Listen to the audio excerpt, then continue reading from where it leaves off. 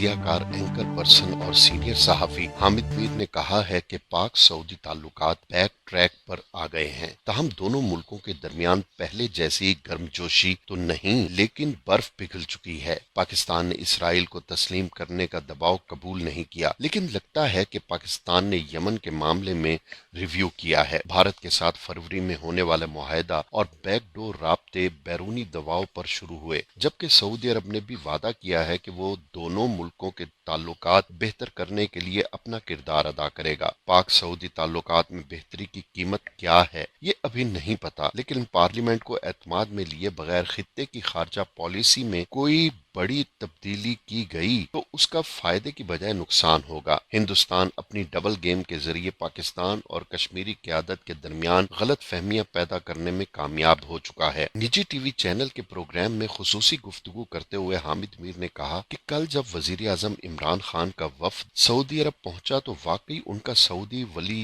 अहद शहजादा मोहम्मद बिन सलमान ने जद्दा एयरपोर्ट पर खुद जाकर इस्तकबाल किया। इससे पहले army chief general Qamar Javed Bajwa पहले ही सऊदी अरब पहुंच चुके थे। उनकी सऊदी हुक्काम से मुलाकातें भी हो चुकी थी। कल शाम को सऊदी हुकूमत की एक अहम शख्सियत जिसका इस सारे मामले में काफी किरदार है, उनसे मेरी बात हुई तो उन्होंने कहा कि शुक्र है कि पाकिस्तान और सऊदी अरब के ताल्लुकात दोबारा बैक ट्रैक पर आ गए हैं। उन्होंने कहा कि दूसरी तरफ शाह महमूद कुरैशी ने भी इसी किस्म के दावे किए हैं और 2 मुआहदों पर दस्तखत भी हुए हैं। ताहम जहां तक मेरी अंडरस्टैंडिंग है वो ये है कि जब ट्रंप की हुकूमत थी तो अमेरिका की तरफ से पाकिस्तान पर कुछ इस तरह के प्रेशर डाले जा रहे थे जो इमरान खान के लिए कबूल करना काफी मुश्किल था। इस सिलसिले में सऊदी अरब की तरफ से ये प्रेशर था कि एक तो पाकिस्तान हिंदुस्तान के साथ अपने मामलात को गैर मामूली तौर पर ठीक करे, और दूसरा ये कि आपने देखा कि मुत्तहिदा अरब अमारात ने इसराइल को तस्लीम कर दिया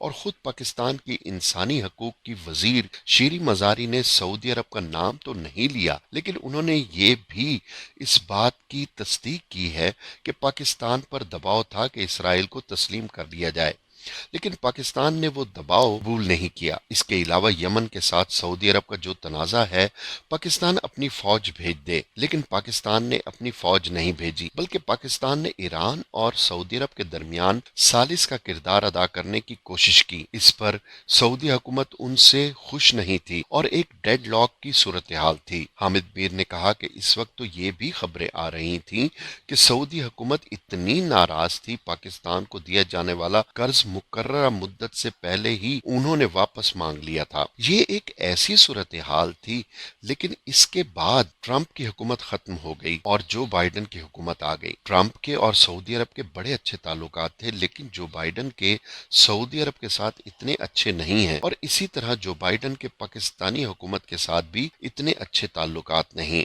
ये एक स्पेस मिली है दोनों ममालिक को और एक एक्सटर्नल प्रेशर था जिसकी वजह से कशीदगी पैदा हुई थी। अब वो प्रेशर खत्म हो गया है, बल्कि अब अमेरिका में ऐसी हुकूमत है जिसके दोनों मुल्कों के साथ ताल्लुकात इतने अच्छे नहीं हैं। उन्होंने कहा कि तीसरी बात यह है कि शायद अब पाकिस्तान ने यमन के मामले में रिव्यू किया है। पहले तो पाकिस्तान यमन के मामले में गैर जानिबदारी का किरदार अदा कर रहा था, ताहम अब सुनने में आ रहा है कि पाकिस्तान की तरफ से सऊदी अरब की जोग्राफियाई सालमियत है, इसको अगर खतरात लाहक हुए तो पाकिस्तान ने यकीन दहानी कराई है कि हम आपकी भरपूर हिमायत करेंगे। इसके अलावा इंडिया और पाकिस्तान का मामला है, इस पर आप जानते हैं कि एक बैक चैनल शुरू हुआ है। इसमें भी सऊदी अरब ने पाकिस्तान से वादा किया है कि वो कोई किरदार अदा करेगा, और भी 2-3 चीजें हैं जिसकी वजह से पाकिस्तान और सऊदी अरब के जो ताल्लुकात हैं वो बैक ट्रैक पर आ गए हैं। हम अभी ये नहीं कह सकते कि वही पहले जैसे गर्म जोशी है, लेकिन बर्फ पिघल चुकी है। एक और सवाल के जवाब में हामिद मीर ने कहा कि हमें दुआ तो करनी चाहिए कि अल्लाह करे कि पाकिस्तान और सऊदी अरब के दरमियान ताल्लुकात बेहतर हो जाए, लेकिन उसकी कीमत क्या है ये हमें अभी पता नहीं है। पाकिस्तान और सऊदी अरब के ताल्लुकात में बेहतरी की कोई भी मुखालफत नहीं करेगा, लेकिन अगर इस खित्ते में पाकिस्तान की जो खारजा पॉलिसी है